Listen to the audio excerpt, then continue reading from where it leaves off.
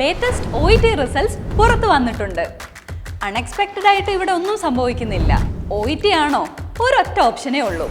The number 1 OET institute, Neethu's academy. നീതൂസിൽ ഞാൻ join ചെയ്തപ്പോഴത്തേക്കും മാമിന്റെ ഫസ്റ്റ് ക്ലാസ് ആയപ്പോഴത്തേക്കും ഞാൻ ഉറപ്പിച്ചു ഞാൻ ഇപ്രാവശ്യം ഞാൻ എക്സാം എഴുതും. എന്റെ ഫസ്റ്റ് അറ്റംപ്റ്റ് ആണ് മാം.